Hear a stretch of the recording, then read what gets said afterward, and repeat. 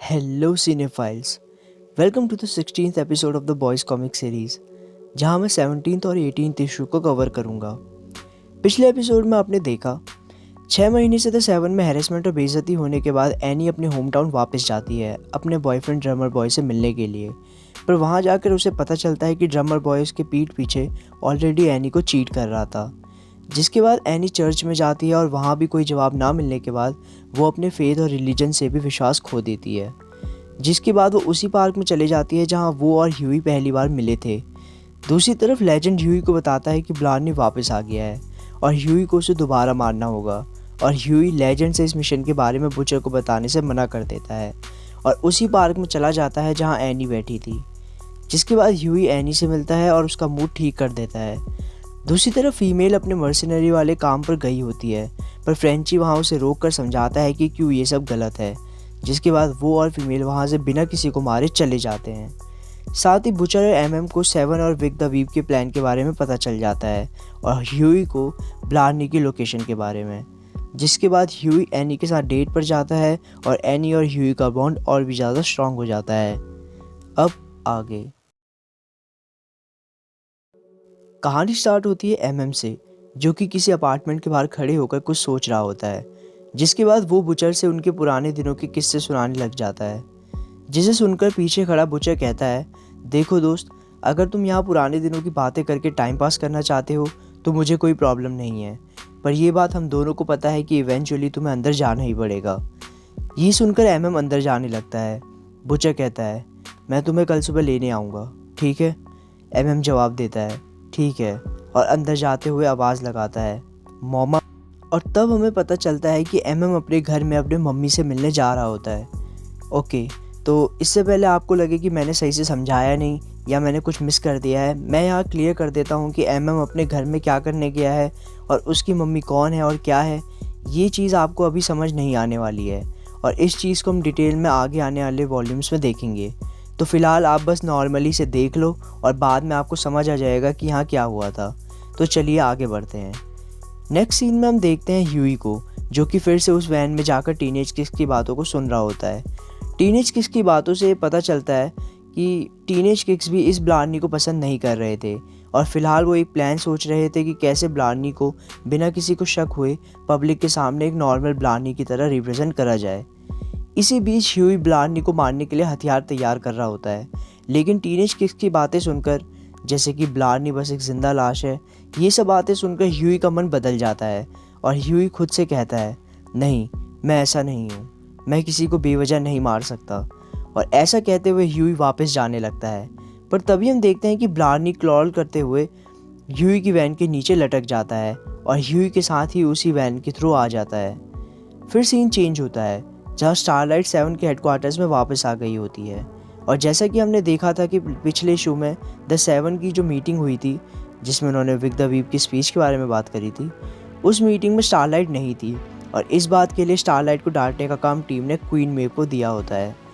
पर क्वीन मेव अपने ignorant attitude में बस स्टारलाइट को ये बता देती है कि उसे स्टारलाइट को डांटने का काम दिया गया था, तो वो ऐसे एक्ट करेगी जैसे उसने अपना काम कर दिया है और तुम ऐसे एक्ट करना कि मैं तुम्हें डांट चुकी हूँ। स्टारलाइट पूछती है कि क्या मीटिंग में कुछ इंपॉर्टेंट हुआ था, जिस पर क्वीन मेव सीधा जवाब देने की जगह बस कह देती है कि हो सकता है। इतने में स्टारलाइट को बाहर से होमलैंडर की आवाज़ आती है, जो कहता है, क्या उसने पूरा प्लान कैंसिल कर दिया, अब वो आ ही नहीं रहा। तब हम देखते हैं कि बाहर होमलैंडर, वॉर्ड का वो एजेंट, जो कि एक्चुअली एजेंट नहीं है बल्कि वॉर्ड के बड़े एग्जीक्यूटिव्स में से एक है, और ब्लैक नॉइड बातें कर रहे होते हैं। एक्चुअली इस एग्जीक्यूटिव का नाम है जेम्स स्टिलवेल। क्या हुआ, स्टिलवेल सुनकर कुछ याद आया? जी हाँ, आप सही सोच रहे हैं। सीरीज़ में दिखाई गई मैडलिन स्टिलवेल इसी स्टिलवेल का एक जेंडर स्वैप्ड वर्जन है। हालांकि इनकी स्टोरी में काफ़ी डिफरेंस है, तो मैं अब से इस कैरेक्टर को स्टिलवेल के नाम से ही बुलाऊंगा, तो आप समझ जाना कि मैं किसकी बात कर रहा हूँ। होमलैंडर का जवाब देते हुए स्टिलवेल बताता है कि अगर विक द वीव स्पीच ही नहीं देगा तो यहाँ आकर क्या करेगा। जिस पर होमलैंडर कहता है, आई डोंट नो, शायद हमें बेवकूफ़ दिखने से बचाएगा, क्योंकि हम उसी के नाम पर आज का इवेंट कर रहे थे, तो अब हम मीडिया को क्या बताएंगे। स्टिलवेल कहता है, अब जो है यही है, पर यह मत सोचो कि वो स्पीच नहीं देगा, वो स्पीच ज़रूर देगा, बस टाइम और जगह अब अलग होगी। फिलहाल जो सोचने वाली बात है वो ये है कि आखिर डकोटा बॉब को विक द वीप की इस स्पीच के बारे में पता कैसे चला, क्योंकि ये बात तो मुझे, तुम्हें और विक्टर के ऑफिस को ही पता थी। तब हमें पता चलता है कि विक्टर या विक द वीप की होने वाली स्पीच, जिसमें वो सूप्स को नेशनल डिफेंस में लाने की बात करने वाला था, उसके बारे में किसी ने प्रेसिडेंट डकोटा बॉब को बता दिया और इस वजह से वो स्पीच विक को कैंसिल करानी पड़ी। होमलैंडर कहता है कि शायद विक के ऑफिस से ही किसी ने बता दिया हो, क्योंकि उसके अलावा जैक और 8 ट्रेनी बचते हैं, पर भला उनका इससे क्या फ़ायदा होगा। तब स्टिलवेल समझाता है, तुम समझ नहीं रहे हो, जिसने भी ये बात प्रेसिडेंट को बताई है वो डायरेक्ट मीडिया को ये बात बता सकता था। ये सस्ता भी पड़ता और बात ज़्यादा लोगों तक भी पहुंच पाती, पर उसने ऐसा इसलिए नहीं किया क्योंकि वो बस हमें बेइज्जत करना चाहता था, हमें पब्लिक की जगह खुद में शर्मिंदा करवाना चाहता था, और ये काम हम में से कोई नहीं कर सकता। क्यों? तो होमलैंडर कंफ्यूज होकर कहता है, तो तुम कह रहे हो कि ये जगह किसी ने बग कर रखी है, पर आखिर ऐसा कौन कर सकता है? स्टिलवेल होमलैंडर का मजाक उड़ाते हुए कहता है, तुम मुझे हैरान करते हो होमलैंडर। पिछले साल जब टीनेज किड्स के साथ हादसा हुआ था तब तो तुम्हें अपने दुश्मनों का पता चलने में इतना टाइम नहीं लगा था। ये सुनकर होमलैंडर को समझ आ जाता है कि बॉयज़ ने ही 7 को बग कर रखा है और उन्होंने ही प्रेसिडेंट को सब कुछ बताया है। वहीं क्वीन में भी स्टारलाइट को टोक कर कहती है, तुम्हें छुप छुप कर बातें सुनने की आदत हो गई है स्टारलाइट। इसके बाद नेक्स्ट सीन में हम देखते हैं ह्यूई और स्टारलाइट या एनी को उसी पार्क में बैठे हुए, जहाँ स्टारलाइट एम्बेरस होती है उन बातों को लेकर जो उसने ह्यूई को कही थी ड्रिंक करने के बाद। लेकिन ह्यूई उसे समझाते हुए कहता है कि पहली बार ड्रिंक करने के बाद तो उसने लोगों को इससे भी ज़्यादा अजीब हरकतें करते हुए देखा है। फिर एनी अपनी फीलिंग्स के बारे में ह्यूई को बताते हुए कहती है, हो सकता है कि मेरे भोलेपन की वजह से शायद मैं लोगों को सही से जज नहीं कर पाती हूँ, पर मुझे लगता है कि तुम एक अच्छे इंसान हो, और जिस तरह से मैं अब इस दुनिया को देखती हूँ, हमारे बीच में जो भी है वो दुनिया की किसी भी चीज़ से ज़्यादा कीमती है। मुझे लगता है कि तुम भी कुछ बुरी चीज़ों से गुजरे हो, और मैं वादा करती हूँ कि मैं कुछ भी ऐसा नहीं करूँगी जिससे तुम्हारा दिल दुखे, पर यही सेम चीज़ मैं तुमसे भी एक्सपेक्ट करती हूँ। ह्यूई कुछ सोच कर कहता है, मैं बस कोई जल्दबाजी नहीं करना चाहता हूँ। एनी जवाब देती है, मैं तुम्हें ज़बरदस्ती पुश नहीं करूँगी। और इसके बाद वो दोनों मिलकर ह्यूई के घर में चले जाते हैं, जहाँ एनी को अपने हैमस्टर जेमी को दिखाने और थोड़ी इधर उधर की बातें करने के बाद ह्यूई और एनी करने लग जाते हैं। फिर सीन चेंज होता है और हमें सीन दिखाया जाता है नेक्स्ट मॉर्निंग का, जहाँ बुचर एमएम को उसके घर से लेने गया होता है। बुचर और एमएम कैब में बैठकर जाने लगते हैं, लेकिन एमएम की हालत किसी वजह से काफ़ी ख़राब होती है, इतनी कि वो कैब रुकवाकर एक बार उल्टी भी कर देता है। लेकिन उसके बाद वो बुचर को कहता है कि अब वो ठीक है। फिर बुचर कहता है कि हम ह्यूई के मोटेल के पास ही आ गए हैं, तो उसे भी लेते हुए चलते हैं। लेकिन ह्यूई का फ़ोन स्विच ऑफ होता है, जिसकी वजह से बुचर उसे कॉल नहीं लगा पाता, और इसलिए बुचर खुद उसके रूम में जाकर उसे बुलाने चले जाता है। ह्यूई गेट खोलने जाता है और उसके गेट खोलते ही बुचर उसके फ़ोन स्विच ऑफ होने रखने की बात पर कुछ बोलने ही वाला होता है कि बुचर ह्यूई का चेहरा देखकर अपनी हंसी दबाकर वहाँ से जाने लगता है और ह्यूई से कहता है, हम नीचे टैक्सी में वेट कर रहे हैं, आराम से आना। और ऐसा कहते हुए बुचर वहाँ से हंसते हंसते चला जाता है, पर ह्यूई को कुछ समझ नहीं आता। पर जब वापस रूम में आकर ह्यूई शीशे में देखता है तो ह्यूई को समझ आता है कि बुचर उस पर क्यों हंस रहा था, क्योंकि करते हुए ह्यूई के मुंह पर थोड़ा सा ब्लड लग जाता है। और तभी पीछे से एनी भी कहती है, ह्यूई शायद मेरी टाइमिंग थोड़ी गलत हो गई है।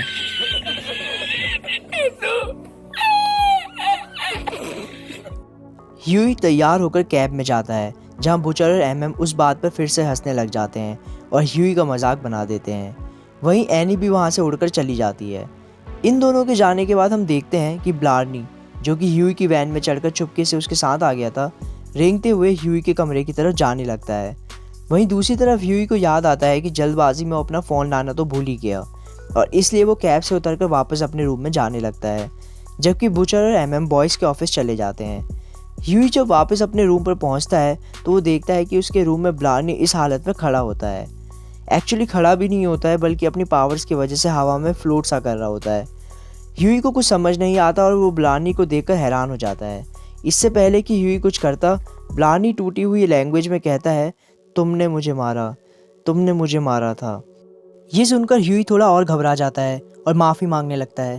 वो कहता है, देखो मैं तुम्हें मारना नहीं चाहता था, मैं डर गया था और फिर तुम मुझे जान से मारने वाले थे, तो डर के मारे मैंने तुम्हें मार दिया। पर उस दिन के बाद से ये बात मुझे भी खाई जा रही है और मैं तुमसे इस बारे में माफ़ी मांगना चाहता हूँ।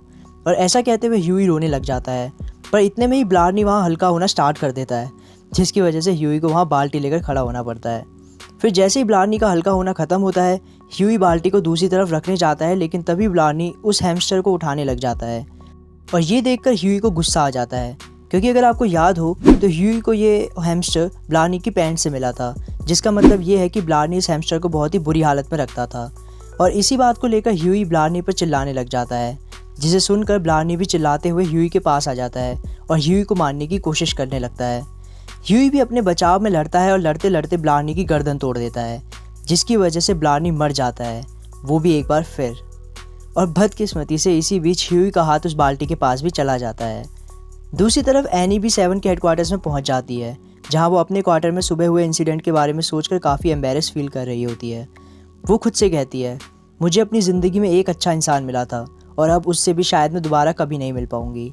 और ऐसा कहते हुए स्टारलाइट मेन हेडक्वार्टर की तरफ जाने लगती है, जहाँ एक रूम में बैठा हुआ जैक ए ट्रेन और ब्लैक नॉयर को बताता है कि होमलैंडर ने डीप को बॉयज़ के पास बात करने के लिए भेजा हुआ है। ए ट्रेन पूछता है वो खुद क्यों नहीं गया, जिस पर जैक कहता है अगर वो खुद जाता तो वो अपने आप को कंट्रोल नहीं कर पाता और फिर से लड़ाई स्टार्ट हो जाती। पिछली बार लड़ाई होने पर क्या हुआ था ये मैं तुम्हें कभी और बताऊंगा। इतने में ही स्टारलाइट भी वहीं आ जाती है, जिसे देखकर ए ट्रेन उसे रोक कर कहता है तुम अभी तक कहाँ घूम रही थी। स्टारलाइट कहती है क्वीन में मुझसे ऑलरेडी इस बारे में बात कर चुकी है, ऐसा दोबारा नहीं होगा। लेकिन इसके बावजूद भी ए ट्रेन स्टारलाइट को डांटने लगता है और होमलैंडर के नाम पर डराने भी लगता है। पर तभी स्टारलाइट उसकी बात को काटकर चिल्लाते हुए उसे गाली दे देती है, जिसे सुनकर ए ट्रेन हैरान हो जाता है और बाकी सब ए ट्रेन पर हंसने लग जाते हैं। अपना गुस्सा निकालने पर स्टारलाइट को अच्छा ज़रूर लगता है, पर थोड़ी देर बाद ही वो ये सोचने लग जाती है कि ऐसा करके वो भी उनकी तरह ही बन रही है और वो ऐसा नहीं चाहती। फिर हम चलते हैं बॉयज़ के ऑफिस में, जहाँ फीमेल और फ्रेंची मिलकर टीवी पर सांपों के बारे में कुछ देख रहे होते हैं। एमएम उन्हें ये देखने से मना करता है, पर फ्रेंची उसकी बात पर ध्यान नहीं देता, जिसके बाद उन सांपों को देखकर एमएम को फिर से उल्टी आने लग जाती है।